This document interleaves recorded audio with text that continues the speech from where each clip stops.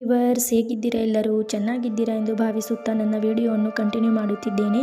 ಮಾಚೇನಹಳ್ಳಿ ಬಿದಿರೆ cross ಹತ್ತಿರ ಬರುವ ಶ್ರೀ ಸಾಯಿಬಾಬಾ ದೇವಸ್ಥಾನಕ್ಕೆ ಹೋಗಿದ್ವಿ ಇವತ್ತು. ದೇವಸ್ಥಾನ ಅಂತೂ ನೋಡಲಿಕ್ಕೆ ತುಂಬ ಚೆನ್ನಾಗಿದೆ. ಇಲ್ಲಿ ಪ್ರತಿನಿತ್ಯವೂ ಅನ್ನ ಸಂತರ್ಪಣೆ ಇರುತ್ತದೆ. ಮಧ್ಯಾಹ್ನ ಮತ್ತು ಸಂಜೆ 2 ಹೊತ್ತು ನಿಮಗೆ ಅನ್ನ ಸಂತರ್ಪಣೆ ಇರುತ್ತದೆ. ಮತ್ತು ಇಲ್ಲಿ ಆಶ್ಚರ್ಯವೇನೆಂದರೆ ಬೆಳಿಗ್ಗೆ ಮತ್ತು ಸಂಜೆ ಪೂಜೆ ಮಾಡುವಾಗ ಅಲ್ಲಿ ಶ್ವಾಸನಗಳು ಅಂದರೆ ನಾಯಿಗಳು ಬಂದು ಕೂಗುತ್ತವೆ. ಅಂದರೆ ಸಾಯಿಬಾಬನಿಗೆ ನಾಯಿಗಳು ಅಂದರೆ ಅತ್ಯಂತ ಪ್ರಿಯವಾದದ್ದು. ಅದಕ್ಕೋಸ್ಕರ ಅಲ್ಲಿ ಆ ಒಂದು ಆಶ್ಚರ್ಯಕರವಾದ ಸಂಗತಿ ನಡೆಯುತ್ತೆ ಅಂತ ನಾನು ಕೇಳ್ಪಟ್ಟಿದ್ದೆ. ಅದನ್ನು ಹೋಗಿ ನಾನು ನೋಡ್ಕೊಂಡ್ಬಂದೆ. ದೇವಸ್ಥಾನ ಅಂತೂ ತುಂಬ ಚೆನ್ನಾಗಿದೆ.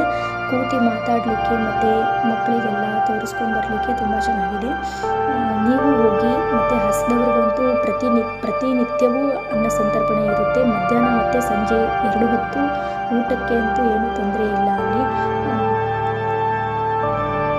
ಇನ್ನು ಪೂಜೆ ಟೈಮಿಂಗ್ಸ್ ಬಂದುಬಿಟ್ಟು ಬೆಳಿಗ್ಗೆ 6 ಗಂಟೆಗೆ ಕಾಕಡ ಆರತಿ ಅಂತ ಇರುತ್ತೆ. ಆ ಪೂಜೆಗಾದರೂ ನೀವು ಹೋಗಿ ದರ್ಶನ ಪಡಿಬೋದು. ಮತ್ತು ಇನ್ನು ಧೂಪದ ಆರತಿ ಅಂತ ಅದು ಅಂತೂ ಸಂಜೆ 6 ಗಂಟೆ ಮೇಲಿರುತ್ತೆ. ನಿಮಗೆ ಯಾವ ಟೈಮಿಂಗ್ಸ್ ಆಗುತ್ತೆ ಆ ಟೈಮಿಂಗ್ಸಿಗೆ ಹೋಗಿ ನೀವು ನೋಡ್ಕೊಂಡು ಬರ್ಬೋದು. ಇದೆಲ್ಲ ಆದಮೇಲೆ ನಾವು ಅಲ್ಲೇ ಪಕ್ಕದಲ್ಲಿ ಇರುವ ಇಸ್ಕಾನ್ ಟೆಂಪಲ್ಗೆ ಹೋಗಿದ್ವಿ. ಈ ದೇವಸ್ಥಾನ ನಿರ್ಮಾಣ ಆಗಿ 50 ವರ್ಷ ಆಗಿತ್ತು. ಆ 50 ವರ್ಷದ ನಿರ್ಮಾಣಕ್ಕೋಸ್ಕರ ಅಲ್ಲಿ ಅಂತಾರಾಷ್ಟ್ರೀಯ ಕೃಷ್ಣ ಪ್ರಜ್ಞಾ ಸಂಘದವರು ಕೃಷ್ಣ ಮತ್ತು ಬಲರಾಮನನ್ನು ರಥಯಾತ್ರೆಗೆ ಕರೆದುಕೊಂಡು ಬಂದಿದ್ದರು. ಅವತ್ತಿನ ದಿವಸ ಹೋಗಿ ನಾವು ದರ್ಶನ ಪಡೆದು ಬಂದ್ವಿ. ಎಲ್ಲರೂ ಹೇಳಿ ಹರೇ ಕೃಷ್ಣ ಹರೇ ಕೃಷ್ಣ ಕೃಷ್ಣ ಕೃಷ್ಣ ಹರೇ ಹರೇ ಹರೇ ರಾಮ ರಾಮ ರಾಮ ಹರೇ ಹರೇ. ಬ್ರಹ್ಮಾಂಡ ಪುರಾಣದಲ್ಲಿ ಹೇಳಲಾಗಿರುವ ರಥೇ ತು ವಾನಂ ದೃಷ್ಟಾ ಪುನರ್ಜನ್ಮಂ ವಿದ್ಯತೆ. ರಥದ ಮೇಲೆ ಸವಾರನಾದ ಭಗವಂತನ ದರ್ಶನ ಮಾಡಿದವರಿಗೆ ಪುನರ್ಜನ್ಮವಿರುವುದಿಲ್ಲ. ರಥಯಾತ್ರೆಯನ್ನು ವೀಕ್ಷಿಸುವುದರಿಂದ ವ್ಯಕ್ತಿ ಹಿಂದಿನ ಜನ್ಮಗಳಲ್ಲಿ ಮಾಡಿದ ಪಾಪಗಳ ಅಳಿಸಿ ಹೋಗುತ್ತದೆ.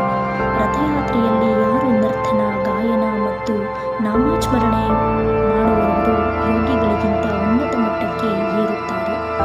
ರಥಯಾತ್ರೆಯಲ್ಲಿ ಸಕ್ರಿಯವಾಗಿ ಭಕ್ತಿಯೊಂದಿಗೆ ತನುಮನ ಧನದಿಂದ ಭಾಗವಹಿಸುವುದರಿಂದ ಭಗವಂತನ ಪರಿಪೂರ್ಣ ಆಶೀರ್ವಾದವನ್ನು ಪಡೆಯುತ್ತಾರೆ. ಈ ಒಂದು ಸುವರ್ಣ ಅವಕಾಶವನ್ನು ಶಿವಮೊಗ್ಗದಲ್ಲಿ ಇಸ್ಕಾನ್ ಶಿವಮೊಗ್ಗ ಭಕ್ತವೃಂದದವರು ನಗರದ ಜನತೆಗೆ ಕಲ್ಪಿಸಿಕೊಟ್ಟಿದ್ದರು. ನಾವು ಕೂಡ ಅಲ್ಲಿ ಹೋಗಿ ಭಾಗವಹಿಸಿ ಭಗವಂತನ ದರ್ಶನ ಪಡೆದು ಬಂದ್ವಿ. ನೀವು ಕೂಡ ನಿಮಗೆ ಯಾವಾಗ ಟೈಮ್ ಸಿಗುತ್ತೆ ಆವಾಗ ಹೋಗಿ ಆ ದೇವಸ್ಥಾನಕ್ಕೆ ವಿಸಿಟ್ ಕೊಡಿ ಫ್ರೆಂಡ್ಸ್. ಇಲ್ಲೂ ಕೂಡ ಪ್ರತಿನಿತ್ಯವೂ ಅನ್ನದಾಸೋಹ ಇರುತ್ತೆ. ಮತ್ತು ಪ್ರತಿ ಭಾನುವಾರ ವಿಶೇಷ ಪೂಜೆ ಇರುತ್ತೆ. ಮತ್ತು ಹರಿನಾಮ ಸ್ಮರಣೆ ಮತ್ತು ಕೃಷ್ಣ ಸ್ಮರಣೆ ಎಲ್ಲ ತರಹದ ಹರಿನಾಮ ಸಂಕೀರ್ತನೆ, ಭಗವದ್ಗೀತೆ ಪ್ರವಚನ, ಮಕ್ಕಳಿಗೂ ವಿಶೇಷ ಕಾರ್ಯಕ್ರಮ, ಮಂಗಳಾರತಿ, ಮಹಾಪ್ರಸಾದ ವಿತರಣೆ